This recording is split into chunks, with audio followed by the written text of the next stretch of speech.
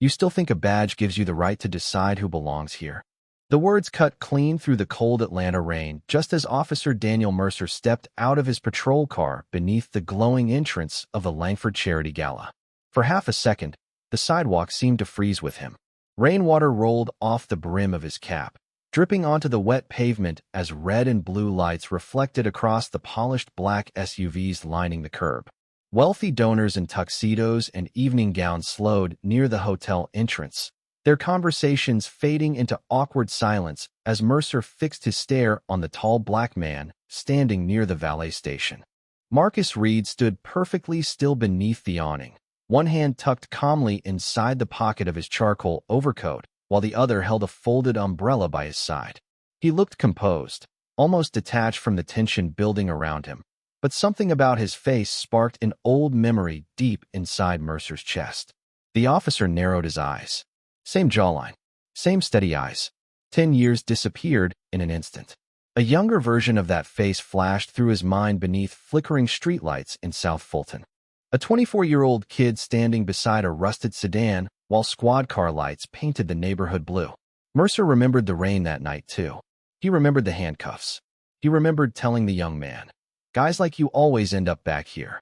Back then, Marcus Reed had looked angry, humiliated, broke. Tonight, he looked different. Sharper, controlled, dangerous in a way Mercer couldn't explain. "Sir," the valet said nervously, glancing between them. "There's no problem here." Mercer ignored him. His boots splashed through shallow rainwater as he approached Marcus slowly. "Funny," Mercer muttered, voice low enough that only Marcus could hear. "I knew I recognized you." Marcus met his gaze without flinching. The warm amber lights from the hotel lobby reflected softly across his dark skin while rain mist drifted through the humid Georgia night. "It's been a long time, Officer Mercer." Hearing his own name unsettled Mercer more than it should have. Around them, guests quietly pretended not to stare while still watching every second. A white couple near the revolving door slowed their steps. A young black valet lowered his eyes toward the pavement, his shoulders tightening as though he already knew exactly where this was going. Mercer studied Marcus carefully. Expensive coat, clean shave, calm posture. But Mercer had spent 27 years convincing himself that people never really changed. Especially not men like Marcus Reed. "What are you doing here tonight?" Mercer asked. Marcus answered simply, "Working." Mercer gave a dry laugh beneath his breath. "Working." His eyes drifted toward the luxury hotel entrance glowing behind Marcus. "Yeah, I seriously doubt that." Thunder rumbled somewhere above downtown Atlanta as rain tapped steadily against the hotel awning. Marcus remained calm, almost impossibly calm, and somehow that irritated Mercer more than fear would have. Most people got defensive under pressure. Marcus only watched him quietly, like a man already prepared for what came next. Mercer stepped closer. "Let me guess," he said. "Somebody's wallet goes missing tonight, and suddenly you disappear too?" The accusation hung heavy in the damp night air. A few guests exchanged uncomfortable glances. Marcus slowly inhaled through his nose, then looked briefly toward the crowded ballroom windows upstairs where golden chandeliers shimmered against the storm outside. When he finally looked back at Mercer, his expression hadn't changed. "Officer," he said quietly, "you ever wonder if maybe you arrested the wrong man back then?" Mercer's jaw tightened instantly. The question landed harder than he expected. For a brief moment, the sounds of rain, distant traffic, and murmuring guests seemed to blur together around him. Then Mercer's police radio crackled sharply at his shoulder, snapping the moment apart. He straightened immediately, ice cold again. "Hands where I can see them," Mercer ordered. And this time, the entire sidewalk went silent. Marcus Reed slowly removed his hand from his coat pocket and raised both palms into the humid night air without argument. Rainwater slid down the sleeves of his charcoal overcoat, while flashing patrol lights painted the wet sidewalk in streaks of blue and red. Around them, the energy outside the Langford Hotel had shifted completely. Conversations faded. Valets stopped moving. Guests lingered near the revolving doors pretending not to watch while watching everything. Officer Daniel Mercer stood rigid beneath the rain, one hand resting near his utility belt, the other gripping his flashlight too tightly. Something about Marcus unsettled him deeply now, and he hated the feeling. 10 years ago, Marcus Reed had been another face from South Fulton. Another young black man standing on a cracked sidewalk beside police tape while neighbors peeked through apartment blinds. Mercer remembered that night clearer than he wanted to admit. He remembered arriving after a convenience store robbery 2 blocks away. Somebody had reported a suspicious vehicle. Marcus had been sitting inside an old Chevrolet waiting for his father to finish a late shift at the tire shop nearby. Wrong neighborhood. Wrong timing. Mercer never forgot the way the young man looked at him while rain poured through broken streetlights overhead. Angry. Proud. Refusing to lower his eyes. Most people got loud when they were scared. Marcus had not. That irritated Mercer even back then. You think staying quiet makes you smart? Mercer had asked him that night while searching the car. Marcus, only 24 years old at the time, had answered calmly, "No, sir. I think it keeps me from becoming what you expect." Mercer never forgot those words either. The problem was he had spent the last decade convincing himself they meant nothing. Tonight, standing outside one of the most expensive hotels in Atlanta, Mercer suddenly was not so sure anymore. Marcus lowered his hands slightly, but kept his movements slow and controlled. "Officer," he said quietly, "I am not looking for trouble." Mercer scoffed immediately. "Funny. Trouble always seems to find you." A gust of wind swept rain beneath the awning, misting the marble entrance behind them. Somewhere down the block, thunder rolled low across the city skyline. Marcus glanced briefly toward the hotel windows towering above them. Crystal chandeliers glowed inside the ballroom, while wealthy donors moved through golden light, holding champagne glasses and auction brochures. The contrast almost felt unreal. 10 years ago, Marcus had shared a one-bedroom apartment with his mother and younger sister near Cascade Road, where the ceiling leaked every winter storm. Back then, his mother worked double shifts at Grady Memorial Hospital, while his father disappeared in and out of temporary jobs, trying to keep the lights on.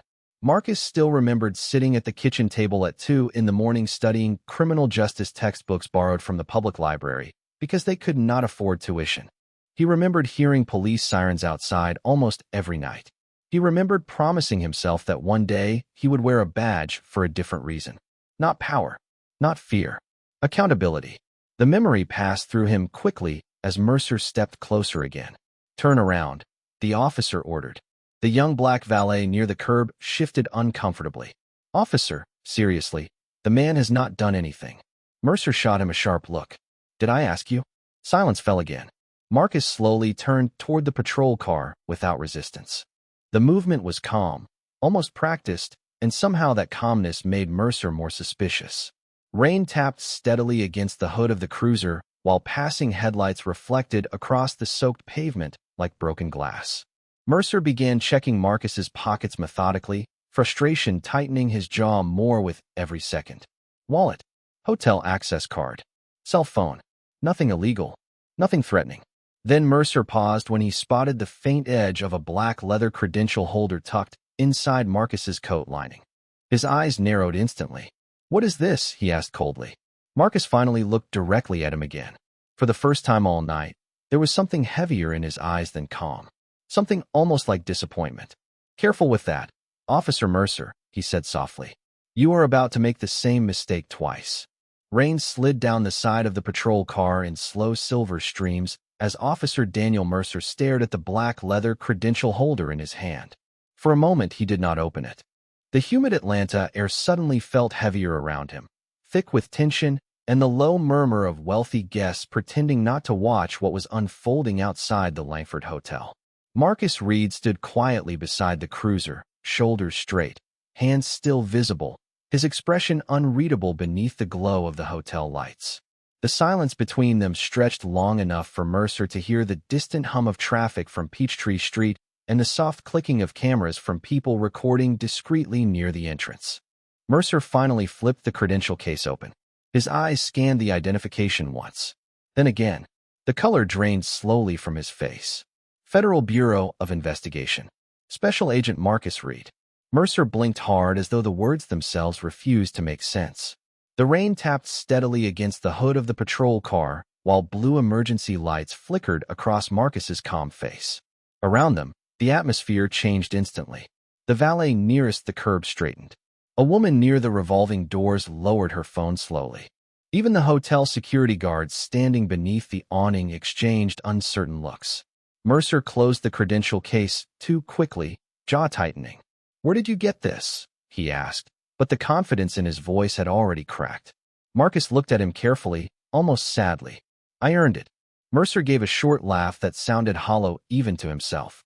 "You expect me to believe that?" Marcus did not respond right away. Instead, he glanced briefly toward the skyline where lightning flickered behind dark storm clouds rolling over downtown Atlanta. The city lights reflected across the wet pavement like fractured glass. 10 years ago, Marcus said quietly, "You told me men from my neighborhood only had two futures, prison or a graveyard."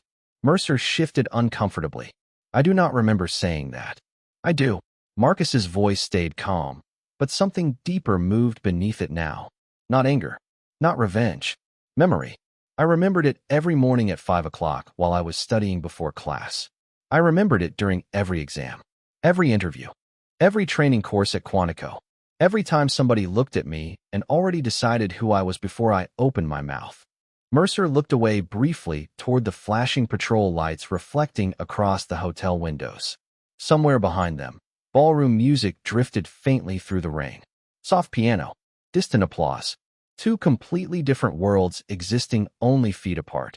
Marcus continued quietly. "The difference is I refuse to let your opinion become my future." The words landed harder than Mercer expected. He studied Marcus carefully now, seeing details he had ignored before. The discipline in his posture, the steady control in his breathing, the small scar near his jawline that had not been there 10 years ago. This was not the same young man standing frightened beneath broken streetlights in South Fulton.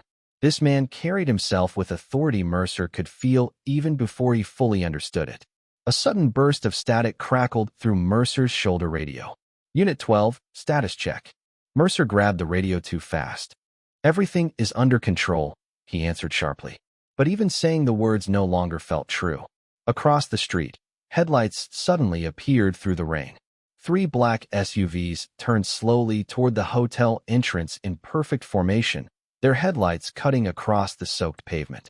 Marcus noticed them immediately, but said nothing. Mercer followed his gaze, unease tightening across his face again. The SUVs rolled closer with quiet precision before stopping along the curb one after another. Their engines idled softly beneath the storm. Then the rear passenger door of the first vehicle opened. A tall woman in a dark Federal rain jacket stepped out, holding a tablet against her chest. She looked directly at Marcus first. "Not Mercer. Agent Reed," she called calmly through the rain. The wire captured everything. Mercer felt his stomach drop. Officer Daniel Mercer stared across the rain-soaked curb as the Federal vehicles idled beneath the glowing hotel lights. The woman in the dark rain jacket stepped forward with measured confidence, her boots splashing softly through shallow puddles while 2 additional agents exited the SUVs behind her. None of them looked surprised. None of them looked uncertain. They moved with the calm precision of people who already knew exactly what tonight was supposed to become. Mercer suddenly became aware of every camera pointed in his direction. Hotel guests lingered beneath the awning pretending to check messages while quietly recording the scene unfolding outside. The rain had softened into a cold mist now, hanging low beneath the city lights and wrapping the entrance of the Langford Hotel in a silver haze. Marcus Reed stood motionless beside the patrol car, his dark overcoat damp from the storm, his face unreadable except for the exhaustion settling behind his eyes. The female agent stopped beside him first. "Agent Reed," she repeated calmly. The audio feed stayed active the entire time. Mercer's throat tightened instantly. "Audio feed?" he asked sharply. The woman finally turned toward him. "Special Agent Lena Torres, Federal Bureau of Investigation." She reached into her jacket and displayed her credentials briefly beneath the flashing patrol lights. "This area has been part of an ongoing federal monitoring operation connected to corruption allegations involving selective enforcement practices inside multiple precincts across Fulton County." Mercer blinked once, trying to process the words. The sounds around him suddenly felt distant. Rain tapping metal, tires hissing through wet streets, the muffled piano music drifting from the ballroom upstairs. Marcus slowly adjusted the cuff of his coat, where Mercer had grabbed him minutes earlier. "Tonight was not supposed to involve you personally," Marcus said quietly. I was here tracking someone attending the gala. Mercer stared at him in disbelief. So this whole thing was some kind of setup? Marcus shook his head immediately. No, officer. You made your own choices. The words landed harder than anger would have. Mercer opened his mouth, but no response came. Behind them, one of the federal agents approached carrying a small tablet protected beneath a waterproof case. He handed it directly to Agent Torres. The screen displayed scrolling audio waveforms and live timestamps. Mercer recognized his own voice almost immediately playing faintly through the speaker. People like you never change. Hearing the sentence outside his own head sounded different now. Colder. Smaller. The young black valet standing near the curb lowered his eyes again, while nearby hotel guests exchanged uncomfortable glances. Mercer suddenly understood how public this had become. Agent Torres lowered the tablet slowly. Officer Mercer, your interaction tonight will be reviewed as part of a broader investigation into unlawful stop patterns and racially selective encounters tied to several active complaints. Mercer's jaw tightened defensively. I did my job. Marcus looked at him carefully for a long moment before answering. No, you followed an assumption. Lightning flickered silently across the clouds above downtown Atlanta, illuminating the skyline in pale white flashes. Mercer felt rain collecting beneath the collar of his uniform, cold against the back of his neck. 10 years earlier, he had walked away from a frightened young man believing the moment meant nothing. Just another stop. Another name in paperwork. Another face from South Fulton. But standing here tonight beneath federal lights and dozens of silent witnesses, Mercer realized something terrifying. Marcus Reed had remembered every single word. Agent Torres glanced toward Marcus. The target entered the ballroom 20 minutes ago. We still moving forward. Marcus inhaled slowly, then nodded once. The calmness returned to his face immediately, professional and focused. Yes. Operation continues. Mercer frowned. What target? Marcus finally reached inside his coat again, this time slowly removing a slim, encrypted phone. Rainwater slid from his fingertips while the screen illuminated his face in soft blue light. He turned the display briefly toward Agent Torres. A photograph appeared on the screen. A smiling city councilman shaking hands with 2 Atlanta police captains inside a private cigar lounge. The corruption investigation never started with street officers, Marcus said quietly. It started at the top. The rain finally eased into a thin silver drizzle as Marcus Reed adjusted the collar of his overcoat and looked toward the towering glass entrance of the Langford Hotel. Above the revolving doors, warm chandelier lights spilled onto the marble steps, while wealthy donors continued filtering into the charity gala, unaware that a federal investigation was quietly tightening around them from every direction. Officer Daniel Mercer stood beside his patrol car without speaking, his face pale beneath the flashing blue lights reflecting across the wet pavement. The confidence he carried earlier was gone now, replaced by something heavier. Uncertainty. Agent Lena Torres stepped closer to Marcus, lowering her voice.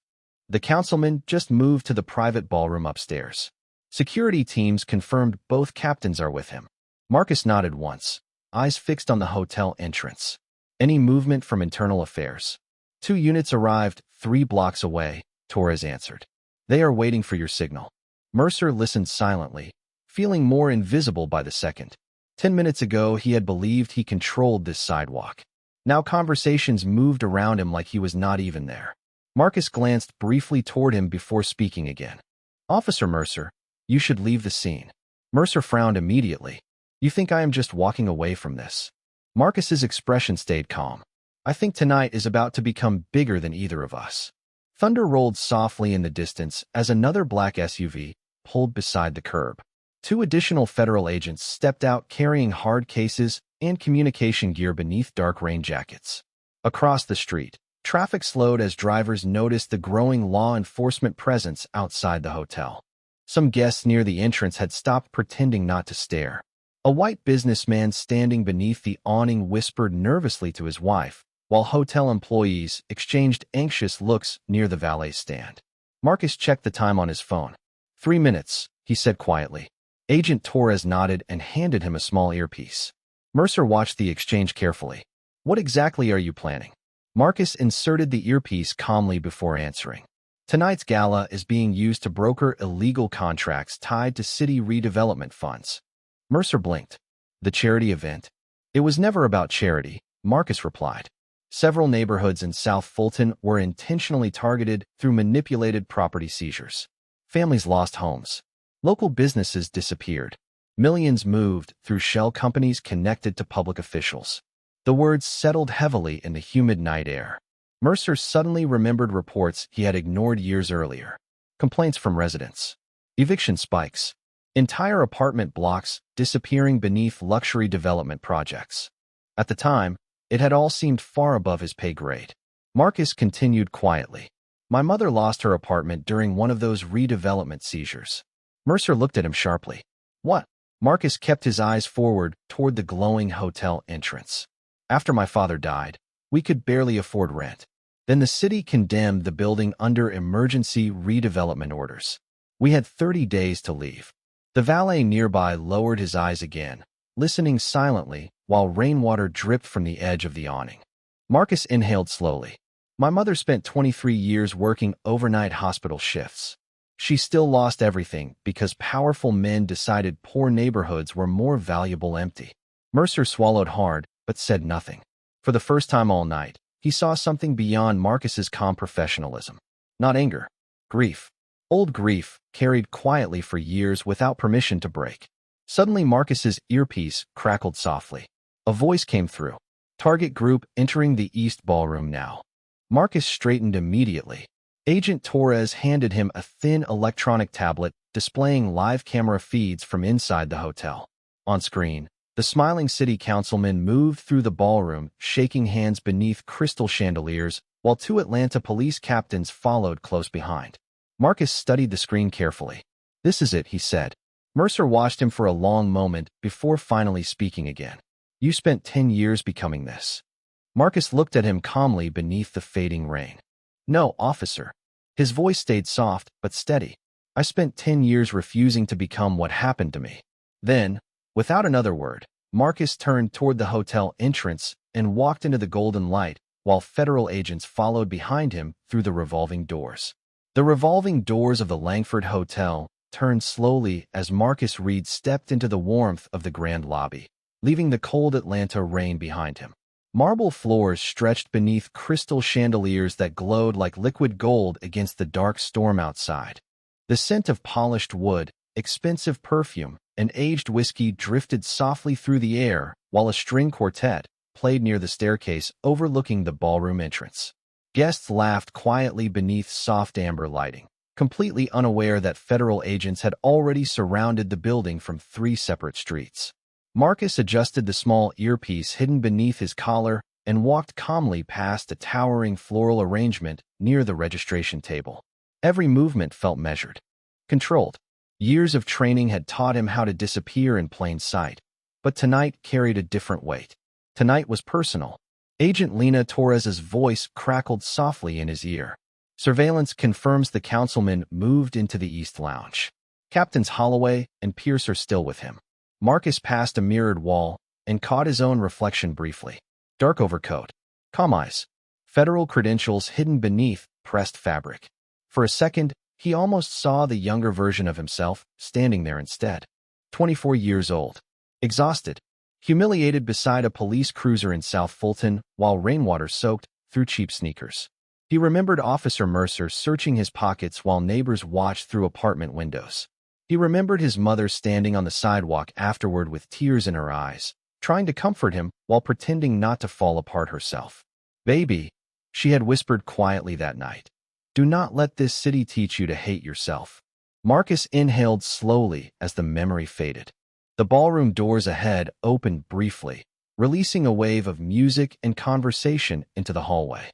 Wealthy donors moved between champagne stations beneath enormous chandeliers, while photographers captured smiling faces beside charity banners promising hope and renewal for struggling communities.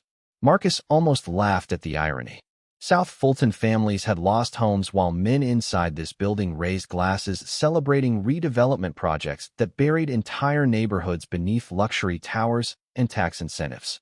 He stepped toward the east hallway, shoes silent against polished marble. A young black hotel employee carrying silver trays glanced at him briefly. Their eyes met for half a second.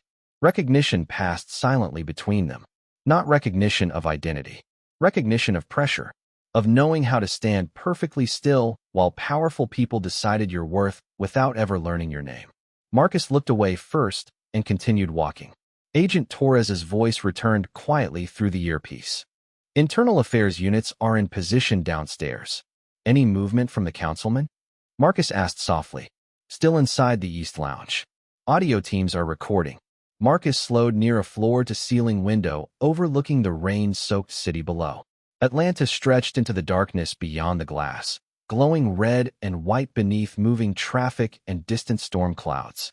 Water slid slowly down the outside windows in long silver trails. For a moment, everything felt strangely quiet despite the gala music and crowded ballroom behind him. He rubbed his wrist absent-mindedly where Mercer had grabbed him earlier outside. The pressure was already fading, but the memory beneath it was older. Much older. 10 years of discipline. 10 years of carrying humiliation without letting it poison him. Marcus closed his eyes briefly. He remembered studying late nights inside crowded libraries while his mother slept exhausted after overnight hospital shifts. He remembered failing his first federal interview and trying again anyway. He remembered the instructors at Quantico who questioned whether he was emotionally detached enough for undercover work. They had mistaken calmness for emptiness. They never understood that calmness was survival. Suddenly his earpiece crackled sharply again. Marcus, Torres said quietly, her voice more urgent now. You need to see this. Marcus opened his eyes immediately. What happened? A pause followed. Then Torres answered softly. Officer Mercer just entered the building. Marcus turned slowly toward the ballroom entrance as distant thunder rolled outside the glass windows.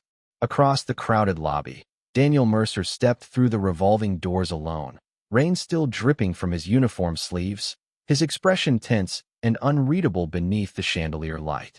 And for the first time all night, Marcus realized this operation was no longer unfolding according to plan. Marcus Reed watched Daniel Mercer cross the hotel lobby beneath the glow of crystal chandeliers, and something about the sight felt heavier than the storm still rolling over Atlanta outside. Mercer looked completely out of place among the polished marble floors and wealthy donors in tailored tuxedos. Rainwater darkened the shoulders of his uniform, while nervous eyes followed him through the crowded lobby. He no longer carried the hard certainty he had shown outside beside the patrol car. Now there was tension in every movement. Hesitation. Marcus touched the small earpiece beneath his collar. Torres, he said quietly. Why is he here? Agent Lena Torres answered immediately through static.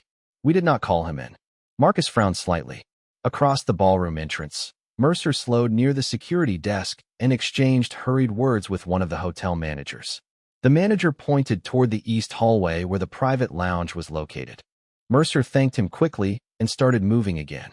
Marcus felt his instincts tighten immediately. Something was wrong. Very wrong. He moved silently through the crowd, staying several steps behind while servers carrying silver trays passed between wealthy guests laughing beneath soft jazz music. The contrast almost felt unreal. Champagne glasses clinked while a federal corruption case unfolded only yards away. Marcus kept his eyes locked on Mercer's back as they approached the east corridor. Audio teams still active. Marcus whispered. Yes, Torres answered. But we just lost one interior camera feed. Marcus stopped walking for half a second. Which room?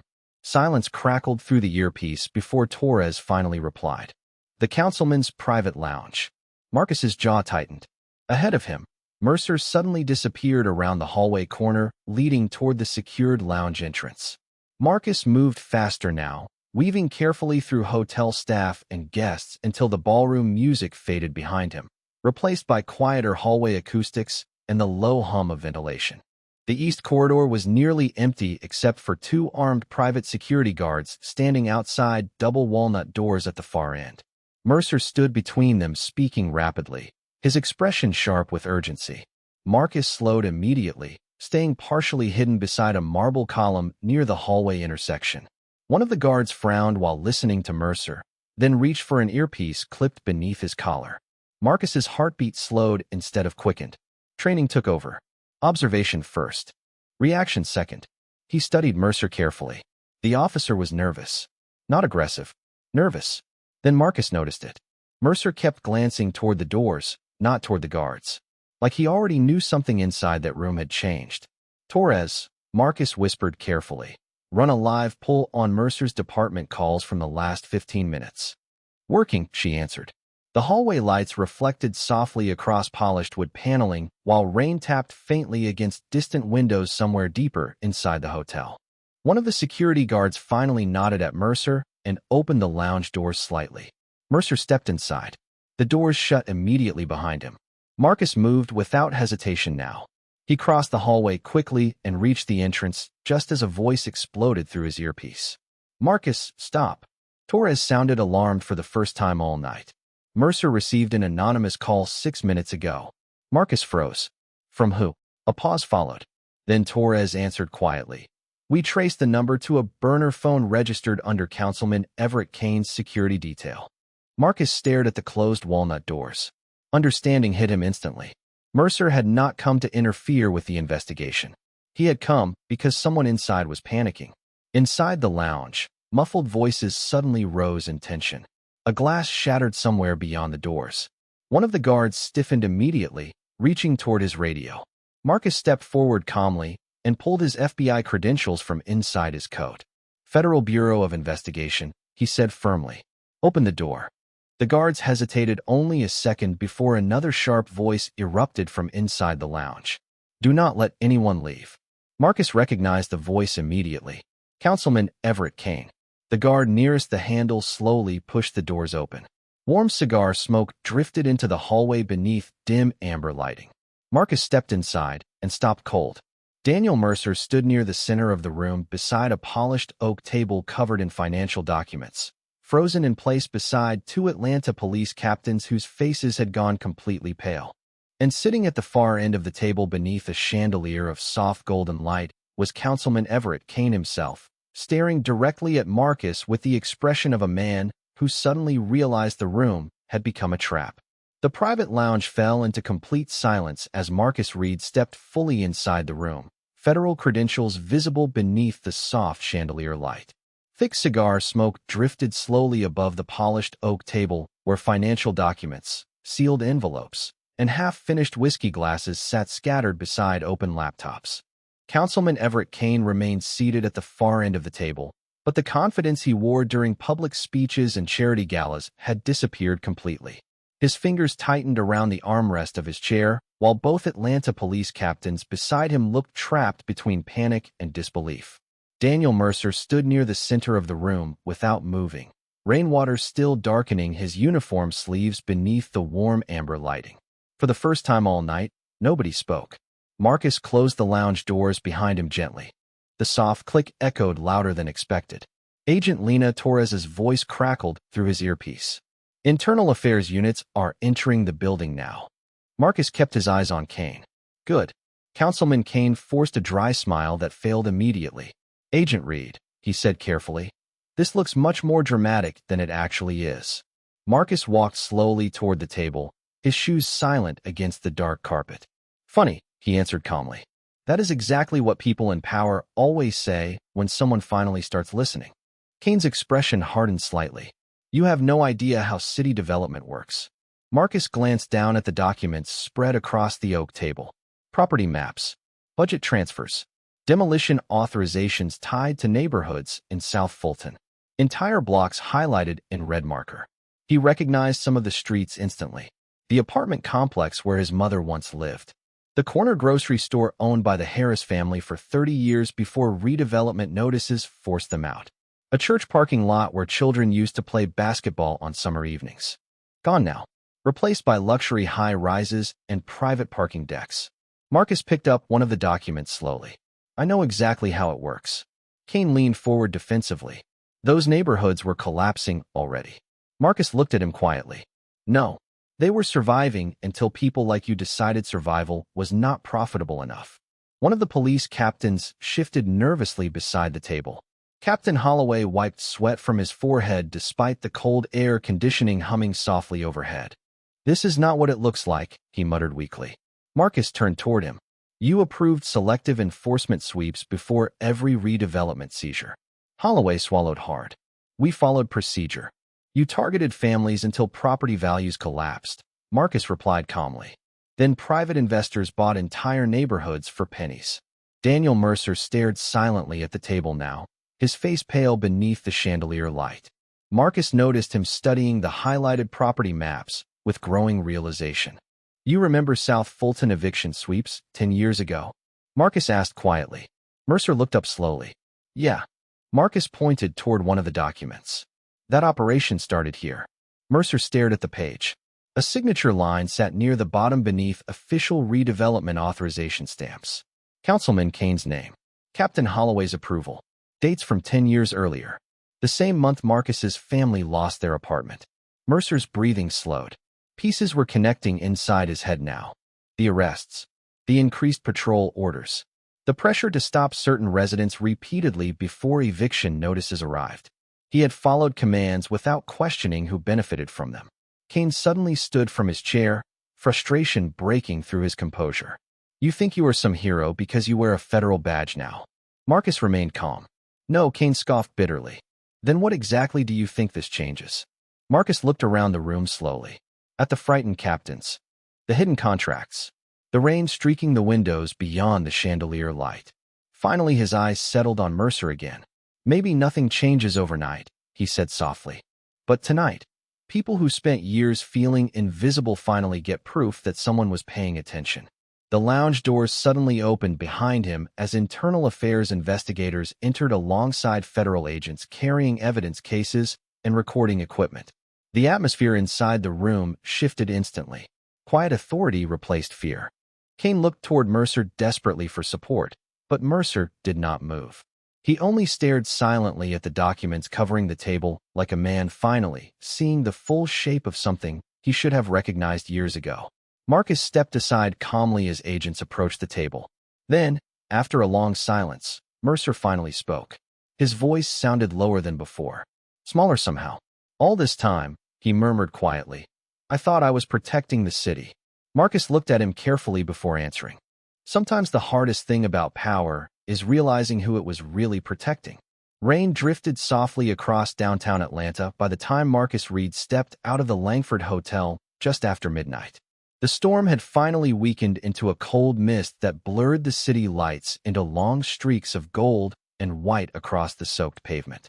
Behind him, federal vehicles lined the curb beneath flashing emergency lights while investigators quietly moved evidence cases through the revolving doors. The ballroom music was gone now.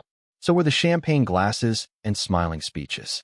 The hotel entrance that had looked untouchable only hours earlier now stood silent beneath the weight of exposed truth. Marcus paused beneath the awning and loosened the earpiece from beneath his collar. His shoulders felt heavier than before, not from exhaustion alone, but from the strange emptiness that comes after a battle finally ends. For 10 years he had carried memories like stones inside his chest. The eviction notices. His mother crying quietly at the kitchen table after another overnight hospital shift. Officer Mercer's voice beneath rain-soaked streetlights telling him exactly what kind of man society expected him to become. Tonight those same streets felt different somehow. Not healed, not fixed, but seen. Marcus looked toward the row of federal SUVs waiting at the curb. Agent Lena Torres stood near the vehicles speaking quietly with internal affairs investigators while photographers and reporters gathered farther down the block behind temporary barriers. The city would wake up tomorrow to headlines and investigations and political denials. But Marcus knew the real story would never fit neatly into newspaper columns. The Real story lived in apartment buildings that no longer existed, in families forced out quietly while luxury towers rose over forgotten neighborhoods, in young black boys who learned too early how quickly suspicion could follow them into adulthood. A soft creak behind him pulled Marcus from his thoughts. He turned slowly. Daniel Mercer stood just inside the hotel entrance beneath the chandelier glow spilling across the marble floor. His uniform looked wrinkled now, tired beneath the fading lights. For a moment neither man spoke. Rain tapped softly against the sidewalk between them while distant sirens echoed somewhere deeper in the city. Mercer finally stepped outside beneath the awning. The cold mist settled against his shoulders as he looked toward the federal vehicles parked along the curb. I used to think experience taught me how to read people, he said quietly. Marcus remained still. Mercer exhaled slowly, eyes lowered toward the wet pavement. Truth is, I stopped seeing people a long time ago. I only saw patterns, neighborhoods, assumptions. The words came carefully, like a man forcing himself to look directly at something painful for the first time. Marcus studied him silently. 10 years earlier, he had imagined this moment differently. Anger, revenge, satisfaction. But standing here now, all he felt was tiredness. Tiredness for every person who spent years carrying labels they never deserved. Mercer glanced up finally. I was wrong about you. Marcus looked out toward the sleeping city beyond the rain. You were wrong about a lot more than me. Mercer nodded once, accepting the weight of the answer without argument. A long silence followed, the kind of silence that did not need fixing. Behind them, investigators continued quietly moving through the hotel lobby beneath dim chandelier light. Somewhere inside, powerful men who once believed themselves untouchable sat answering questions for the first time in years. Marcus adjusted the cuffs of his overcoat and stepped toward the curb where the federal vehicles waited. Before opening the SUV door, he paused briefly and looked back toward Mercer one final time. 10 years ago, Marcus said softly, you told me people like me never change. Mercer lowered his eyes. Marcus continued calmly. Maybe the problem was never whether people could change. Rainwater rolled slowly from the edge of the awning beside them as city lights shimmered across the wet asphalt. Maybe the problem was whether people were willing to see them differently. Mercer said nothing. He simply stood there beneath the fading blue police lights while Marcus entered the federal SUV and closed the door quietly behind him. The convoy pulled away slowly into the sleeping Atlanta streets, headlights stretching across the rain-soaked pavement like ribbons of white light disappearing into the dark. And for the first time in many years, Daniel Mercer remained standing completely alone with nothing left to hide behind except the silence.